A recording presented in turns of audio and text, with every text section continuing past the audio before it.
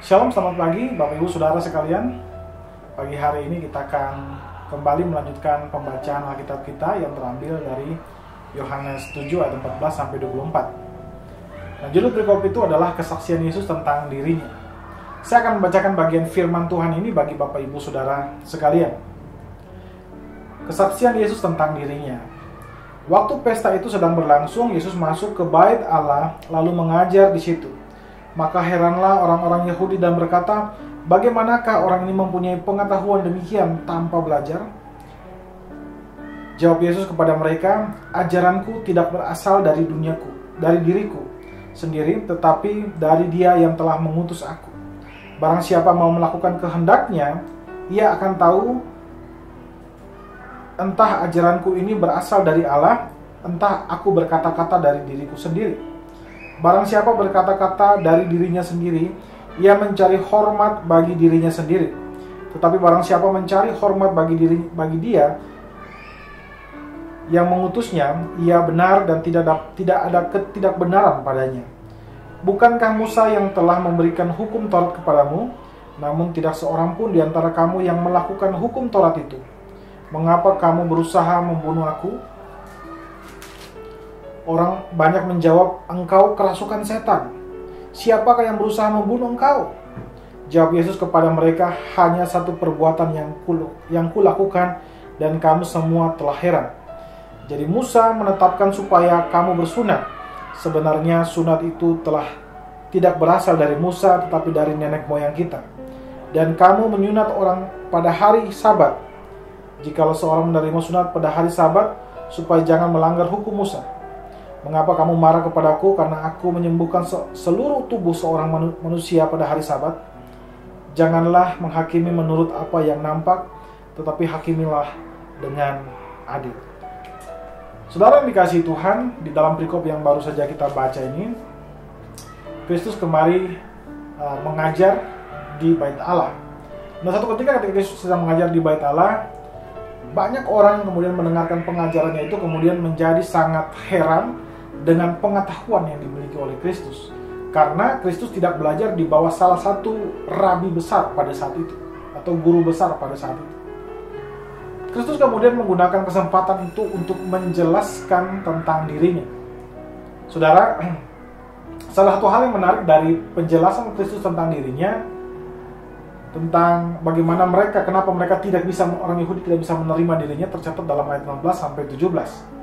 Di sana Kristus berkata, ajaranku tidak berasal dari diriku sendiri, tetapi dari Dia yang telah mengutus aku.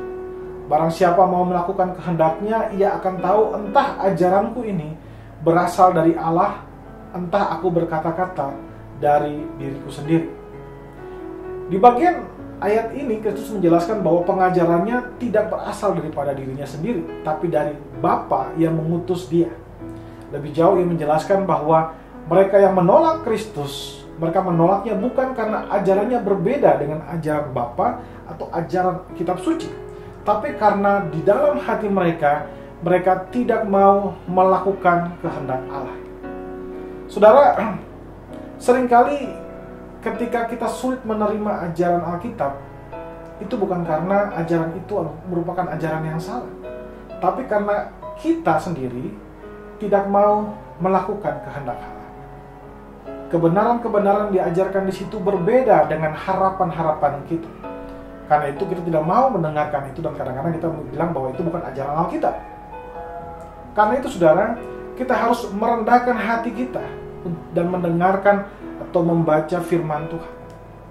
Sebaliknya, orang yang tidak memiliki kerendahan hati ketika membaca atau mendengarkan firman Tuhan, mereka sangat sulit untuk dibentuk oleh Allah, apalagi mereka melakukannya. Saudara, marilah kita selalu merendahkan hati kita dan milikilah keinginan untuk selalu melakukan kehendak Allah. Hal ini sangat penting supaya kita dapat diajar oleh firman Tuhan.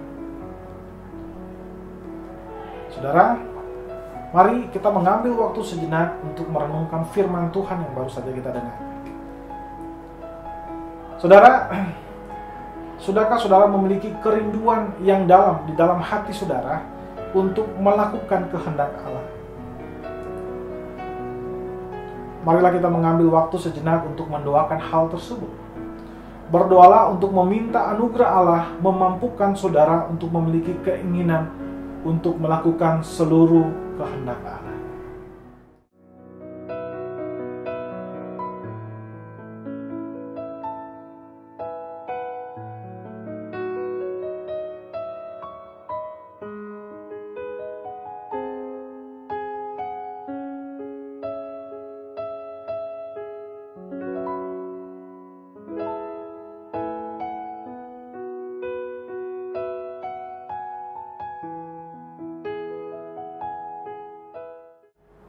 Saudara, hendaklah kita selalu melakukan kehendak Allah dan kita memiliki keinginan yang kuat untuk selalu melakukan kehendak Allah di dalam kehidupan kita.